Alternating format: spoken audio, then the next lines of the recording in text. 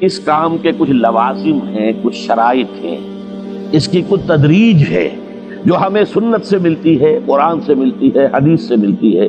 تو میں اس کام کے ضمن میں اس کی وہ تدریجی مراحل اور اس کے لوازم اور اس کی شرائط بیان کرنا چاہتا ہوں۔ سب سے پہلی شرط اول، وہ فارسی کا شعر مجھے یاد آیا کہ در رہے منزل لیلا کے خطر ہاش بسے، شرط اول قدمی نست کے مجنون باشی۔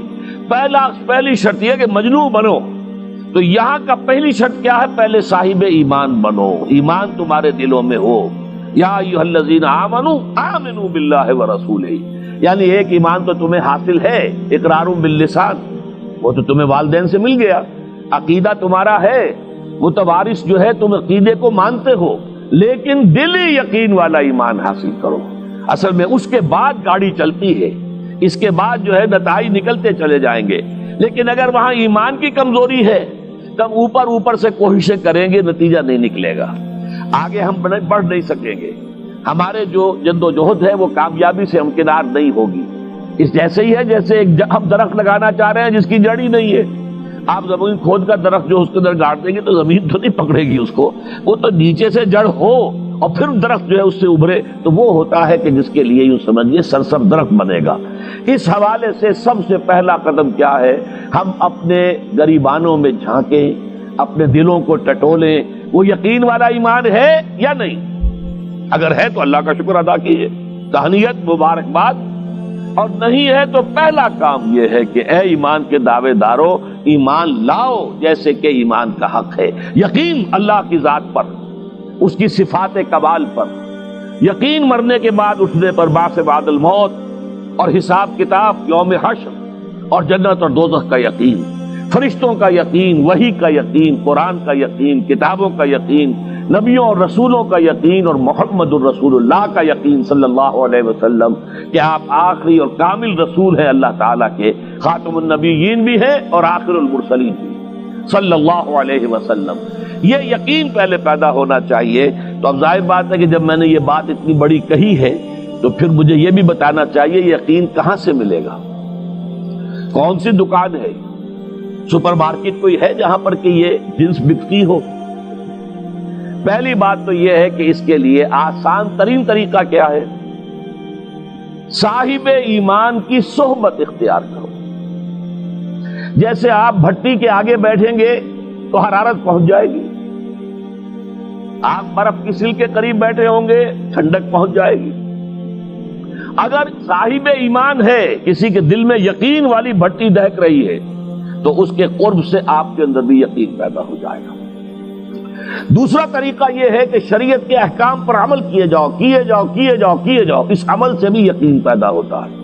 یہ دو طرفہ معاملہ ہے، یقین سے عمل پیدا ہوتا ہے اور عمل سے یقین پیدا ہوتا ہے۔ جیسے آپ کہتے ہیں وشیس سرکل، وہ بری شے ہوتی ہے کہ ایک چیز ہے بڑھ گئی تو پھر اس کے اور خرابی بڑھ گئی، اس سے پھر وہ پہلی خرابی اور بڑھ گئی، پھر وہ اس سے اور خرابی بڑھتی چلی گئی۔ جیسے پیچ آپ پھیرتے ہیں، ہر چکر کے ساتھ وہ پیچ آگے بڑھتا جاتا ہے۔ اسی طریقے سے بھلائی کا بھی ایک سرکل ہے، ایک نیکی آپ کریں گے آپ میں ایمان پیدا ہوگا، اب آپ زیادہ نیکی کریں گے تو اب اور زیادہ ایمان پیدا ہوگا، تو یہ دو طرفہ سرکل ہے۔ اور تیسری بات جو ہے، خاص طور پر فہیم، ذہین، انٹلیکچوئل لوگ، سمجھدار لوگ، اور آج کی دنیا آپ کو معلوم ہے کہ ہمارے نوجوان طبقے میں بہت بڑی تعداد ہے بہت سمجھدار لوگوں کی، اس لیے کہ ان کی معلومات کا دائرہ بڑا وسیع ہو گیا ہے۔ جدید دنیا میں جو علوم ہے ان کا ایکسپلوژن ہے، دھماکہ ہو گیا، اتنے علوم پھیل گئے اور اس کے اثرات ہیں۔ اخبار بین لوگ بھی جو ہے وہ بھی ایک طرح سے ہر ایک ان میں سے فلسفی ہوتا ہے، آپ اس سے ذرا بات کر کے دیکھیے، وہ اپنے فلسفے بگاڑے گا، اپنی رائے دے گا، معلوم ہوتا ہے کہ شاید سب سے بڑا سیاسی تجزیہ نگار یہی ہے۔ لہذا وہ لوگ کہتے ہیں کہ ہمیں تو وہ بات بتاؤ جو ہماری عقل کو بھی اپیل کرے۔ یہ جو معاملہ ہے وہ ایمان جو عقل کو بھی اپیل کرے، اس کی سورس صرف ایک ہے اور وہ قرآن حکیم ہے۔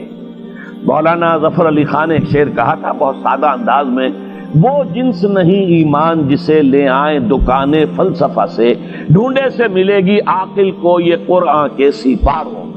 عاقل جو ہے انٹلیکچوئل، ایک ہے عام آدمی، عام آدمی جو ہے صاحب یقین کی صحبت سے بھی یقین پیدا ہو جائے گا، عام آدمی عمل کرتا رہے گا اس سے بھی یقین پیدا ہو جائے گا، لیکن عاقل، انٹلیکچوئل، وہ شخص جو کہتا ہے پہلے میری عقل کو اطمینان ہونا چاہیے پھر مانوں گا، اس کے لیے جو سورس ہے، منبع ہے، سرچشمہ ہے ایمان کا، وہ صرف اور صرف قرآن ہے۔ اس میں غور و فکر کرے، انسان اس طرح قرآن کو پڑھے کہ وہ براہ راست اس کا مفہوم اس کے دل کے اوپر اترتا چلا جائے۔ جیسے علامہ اقبال نے کہا ہے کہ تیرے ضمیر پہ جب تک نہ ہو نزول کتاب، گرہ کشا ہے نہ رازی نہ صاحب کشاف۔ قرآن تو تمہارے اپنے قلب پر نازل ہونا چاہیے۔ اور یہ اصل میں ان کے والد نے کہا تھا ان سے، بالکل بچپن میں۔ علامہ اقبال چھوٹے سے بچے تھے، ان کے والد تھے ذرا صوفی منش آدمی تھے، وہ شیخ نور محمد۔ وہ آئے فجر کی نماز مسجد سے پڑھ کر آئے تو دیکھا کہ اقبال جو ہے بچہ وہ قرآن پڑھ رہا بیٹھا ہوا۔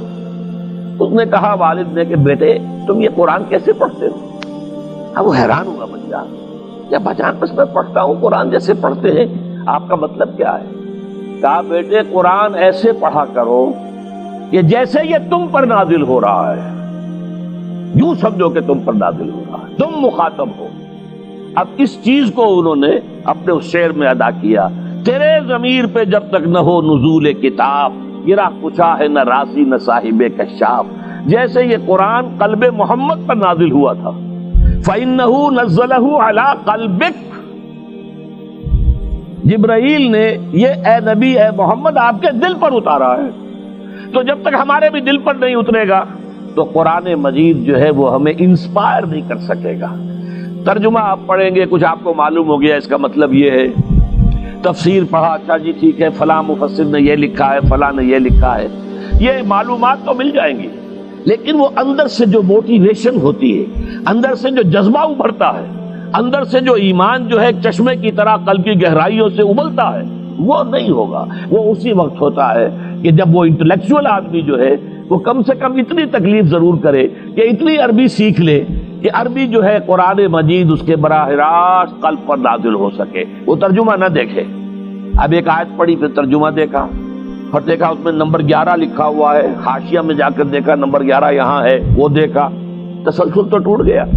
اب وہ بات نہیں رہی۔ اور ترجمہ جو ہے وہ سبھی جانتے ہیں، دنیا میں ہر بچہ بھی سمجھ لے گا کہ غالب کا کوئی شعر ہو اور وہ آدمی پڑھ کے جھوم جاتا ہے کہ کیا بات کہی، اسی کا انگریزی میں ترجمہ کر دیجئے، اب اس میں کچھ بھی نہیں۔ آپ نے مفہوم تو بیان کر دیا انگریزی میں، لیکن جو تاثیر ہے اس غالب کے شعر کی وہ انگریزی میں منتقل نہیں ہو سکتی۔